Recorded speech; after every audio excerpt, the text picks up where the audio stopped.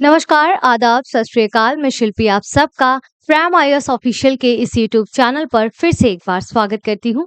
देखिए, अयोध्या के बाद अब ये जो भोजशाला है, जिसकी चर्चा हम पिछले 2-3 दिन से लगातार सुन रहे हैं, आखिर मध्य प्रदेश हाई कोर्ट ने एक ऐसा फैसला दिया है जिसने देश भर में नई बहस छेड़ दी है। धार स्थित ये भोजशाला परिसर जो है उसको कोर्ट ने देवी सरस्वती का प्राचीन मंदिर माना है। लेकिन सवाल सिर्फ इस इमारत का नहीं है, इस एक पूरी इमारत का नहीं है, बल्कि इतिहास, आस्था, पुरातत्व और कानून के टकराव का है। इतना तो आप समझते होंगे। आखिर है क्या ये भोजशाला विवाद? क्यों इसे अयोध्या वर्डिक्ट 2.0 कहा जा रहा है? क्या और इस फैसले का भारत की राजनीति और न्याय व्यवस्था पर क्या असर पड़ेगा? हमारे समाज पर क्या असर पड़ेगा? इन सारी बातों को कटिबद्ध तरीके से समझने का प्रयास करेंगे। आप सभी का हृदय से फिर से एक बार प्राइम आईएएस ऑफिशियल के इस यूट्यूब चैनल पर फिर से एक बार स्वागत है। आइए चलिए देखते हैं आज के अपने इस टॉपिक को। ये अयोध्या फैसला वर्डिक्ट 2.0 आखिरकार क्यों कहा जा रहा है? इसके पीछे के कई सारे कारण हो सकते हैं, जिसमें से कुछ कारणों को हम यहाँ देखेंगे। जैसे भोजशाला पर हाईकोर्ट का जो ये फैसला आया है, जैसा कि मैंने बताया कि इसमें क्या है, अलग-अलग दावे किए जा रहे हैं। इस मंदिर को आप यहाँ पर इसका आर्किटेक्चर देख सकते हैं। जैसा कि मैंने बताया कि मैं आर्ट एंड कल्चर भी पढ़ाती हूँ, तो मेरा दायित्व बनता है कि इस तरह के आर्कियोलॉजिकल अगर कोई सर्वे हुआ है, तो आपको इसमें बता दूँ कि इसमें आर्किटेक्चर किस प्रकार का है। ठीक है, मध्य प्रदेश में है तो इससे स्वाभाविक तौर पे समझ आता है। अगर ये टेम्पल है या भोजशाला जिसकी बात कर रहे हैं, इनका जो है वास्तुकला अगर हम मंदिर आर्किटेक्चर के हिसाब से देखें तो बेसर शैली पे लगभग मिलता-जुलता आपको मिलेगा। ठीक है, बेसर शैली क्यों? क्योंकि आप देखेंगे ऊपर की ओर, अगर एमपी से ऊपर जाएँगे तो नागर शैली मंदिर स्थापत्य कला, साउथ में अगर आप आएँगे तो द्रविड़ स्थापत्य मंदिर स्थापत्य कला आपको ज़्यादातर देखने को मिलेगा, और सेंटर में जहाँ पर आपका एमपी की रेंज की बात करते हैं, वहाँ पर आपको बेसर मंदिर स्थापत्य कला देखने को मिलेगा। कुछ आर्किटेक्चर उस प्रकार से थोड़ा बहुत आपको दिख रहा होगा। अब देखते हैं यहाँ पर हिंदू पक्ष इसे क्या कहता है, हिंदू पक्ष का क्या मानना है। इसे माता सरस्वती का प्राचीन मंदिर कहता है और संस्कृत शिक्षा का केंद्र भी इसको माना है। ठीक है, जबकि मुसलमान समुदाय अगर कहें, मुस्लिम समुदाय इसे कमाल मौला मस्जिद के रूप में देखता है, और कुछ जैन परंपराएं भी इस स्थल को अपने इतिहास से जोड़ती हैं।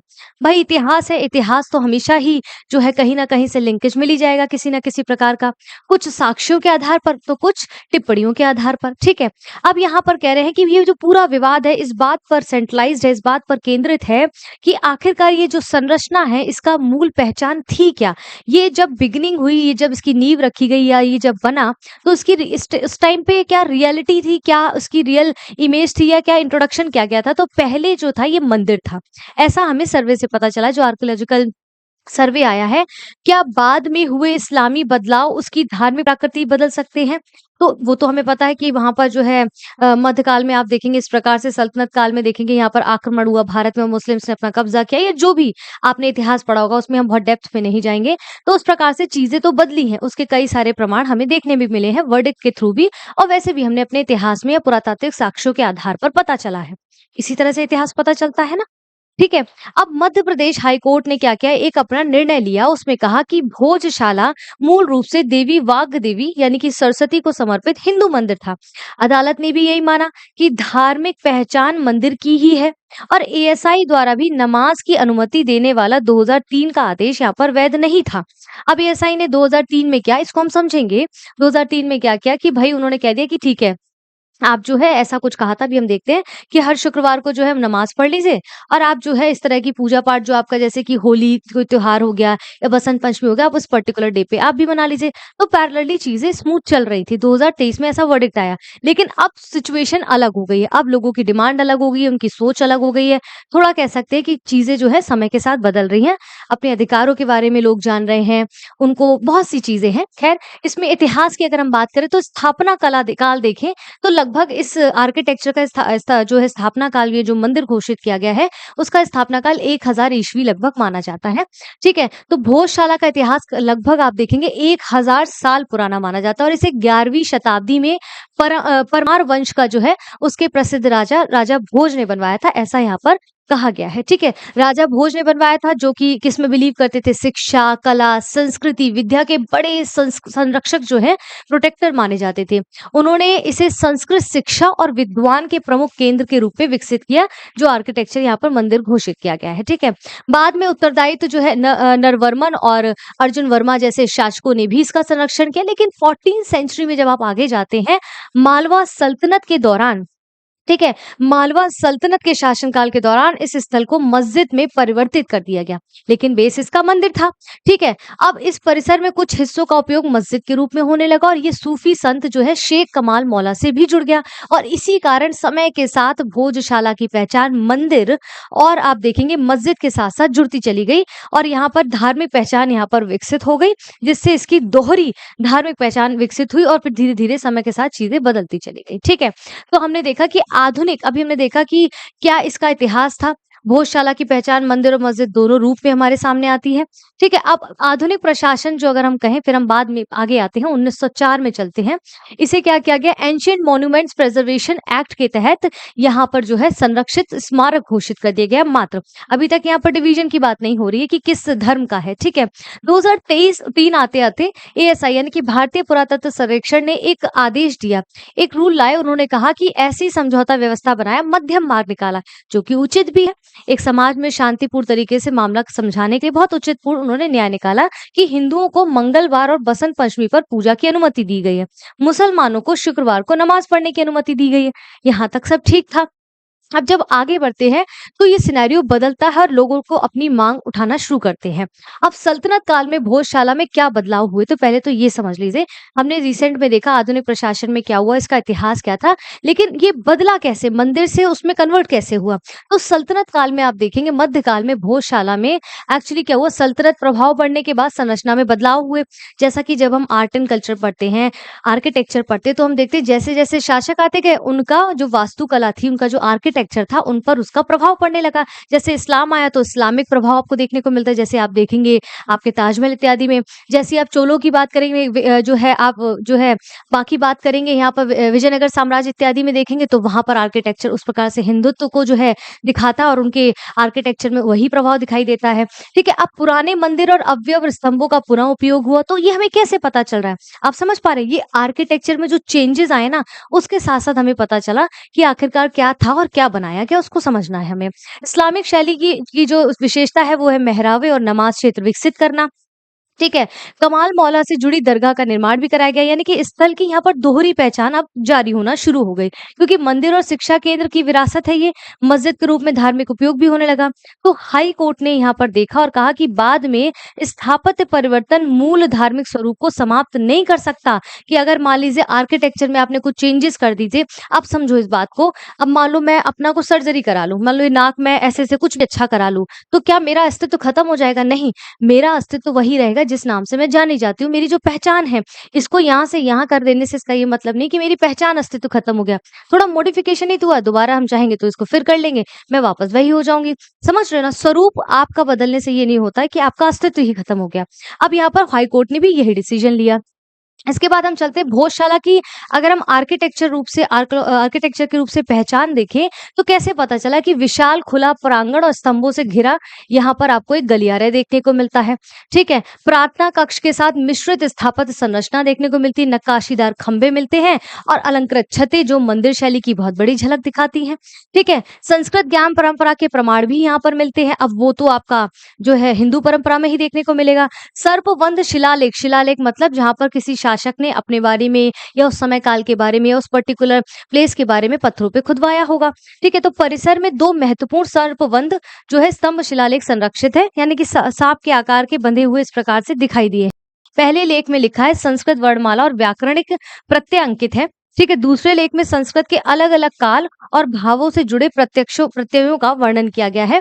तो शिलालेख देखिए, जैसा कि मैंने शुरुआत में कहा, इतिहास को पहचानने की 2-3 चीज़ें होती हैं, जैसे कि पुरातात्विक साक्ष्यों के द्वारा, शिलालेखों के द्वारा या कुछ ऐसी कहानियों के द्वारा, उससे भी हमें पता चलता है इतिहास क्या है।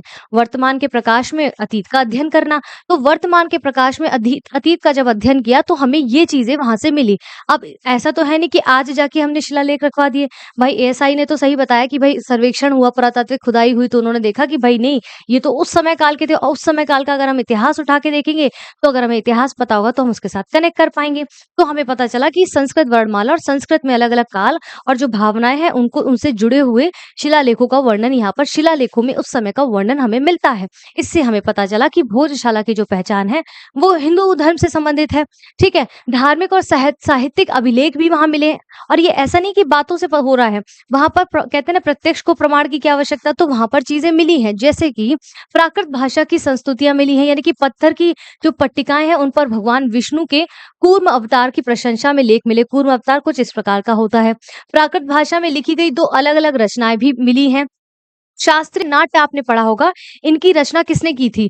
तो मेहराब के निकट लगी शिलाएँ जो हैं, मेहराब के निकट जो जो मेहराब वगैरह बनाए गए हैं, इस मंदिर में जैसे इसको मस्जिद के रूप में सॉरी भोजशाला के रूप में जब इस्तेमाल हो रहा था, तो वहाँ पर जो मेहराब है उनके निकट जो शिलाएँ हैं, उस पर जो है संस्कृत नाट्य लेख अंकित किए गए हैं। ठीक, और ये रचना किसने की? राजगुरु मदन के द्वारा लिखी गई है। मदन कौन थे? मदन आप ध्यान देंगे जैन विद्वान आशाधर के शिष्य थे और रचना का संबंध राजा अर्जुन वर्मा के शासनकाल से जोड़ा जाता है। अर्जुन वर्मा वही जो राजा भोज ने उनको जो है समर्पित करके फिर 14वीं सदी से पहले जो है उनको संरक्षण, इस मंदिर को संरक्षण इन्होंने ही प्रोवाइड किया था। ठीक है? अब यहाँ पर देखिए जैन विद्वान के आशाधर के शिष्य थे, तो इसीलिए जैनिज़्म जो है, जैन जो है यहाँ पर इसकी दावेदारी भी कर रहे हैं। थोड़ा-सा अपनी बात भी कर रहे हैं कि भाई ये तो इनके द्वारा लिखा गया था शिलालेख, तो हो सकता है ये हमसे हमारे धर्म से संबंधित हो। तो ये भी दावेदारी एक है। ठीक है? तो यहाँ पर इनके बारे में कूर्म अवतार के बारे में पता चलता है।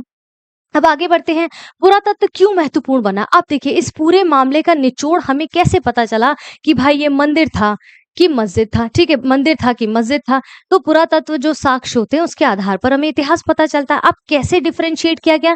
जब हम इतिहास पढ़ते हैं, टेक्चर पढ़ते हैं, आर्ट एंड कल्चर बेसिकली पढ़ते हैं, तो स्तंभ ये किसके पहचान है? मुख्यतः आप मंदिर में देखेंगे, ठीक है? मूर्तियाँ, शिलालेख, संरचना की दिशा, इसको फिर से उपयोग किए गए पत्थर, ठीक है? और मंदिर शैली के कुछ प्रतीक मिले, जैसा कि मैंने कहा एमपी में तो बेसर शैली के कुछ साक्ष्य मिले हुए हैं। एएसआई सर्वेक्षण में ये कथित रूप से ये सारी चीजें मिली, जिसमें कहा गया कि मंदिर शैली की नक्काशी मिली है, संस्कृत के शिलालेख मिले हैं, मंदिरों से जुड़ी कुछ वास्तु पैटर्न मिले हैं और मस्जिद जैसे हिस्सों में फिर से उपयोग किए गए मंदिर के स्तंभ पहले से जो कि मौजूद थे, गैर इस्लामिक ढांचे के प्रमाण हैं। पुरातात्विक साक्ष्यों के और एएसआई के सर्वेक्षण के थ्रू पता चला कि चीजें ऑलरेडी स्टेब्लिश थी, उनको हटाकर इसको इस प्रकार से बनाया गया और उन्हीं पुरानी चीजों का इस्तेमाल करके नया स्ट्रक्चर खड़ा किया, जिसको अलग तरीके से नाम दिया गया। तो इसकी वजह से हमें पता चला कि ये निर्णय किस ओर जाएगा। ठीक है, इसी के बेसिस पे हाई कोर्ट ने निर्णय लिया है। औपनिवेशिक काल के दौर में आप देखेंगे, ऐसा नहीं सल्तनत काल में ये हुआ, किसने किसको संरक्षण दिया, कैसे पता चला, उस इतिहास से पता चला। अब ये इतिहास तो पूरा नहीं हुआ। अब आते हैं ब्रिटिशर्स। ब्रिटिशर्स के समय में आप देखेंगे ये जो स्मारक है इसका विस्तृत दस्तावेजीकरण किया गया। अब ये समस्या यहाँ से शुरू होने लगी। कुछ पुरातात्विकविदों ने परिसर में मौजूद कई हिंदू प्रतीकों और स्थापत्य तत्वों को दर्ज कराया। यहीं से भोजशाला की मूल पहचान को लेकर बहस और ज्यादा तेज होने लगी ब्रिटिशर्स के समय पे। ठीक है, सरस्वती प्रतिमा विवाद आया। दावा किया गया कि सरस्वती जो है जैसे गंगा, यमुना, वैसे सरस्वती से संबंधित जो है ये भोजशाला, देवी सरस्वती अगर यहाँ पर कहें, माता सरस्वती की बात करें, चलो देवी सरस्वती की प्रतिमा जो है औपनिवेशिक काल में हटाई गई थी, यहाँ पर बोला गया भोजशाला से। ठीक है, कई हिंदू संगठनों का मानना है कि ये प्रतिमा बाद में ब्रिटेन पहुंच गई। ये मुद्दा सांस्कृतिक विरासत की वापसी और सिविलाइजेशन रिकवरी की बहस से जुड़ा हुआ है, ये जो सरस्वती प्रतिमा विवाद को लेकर।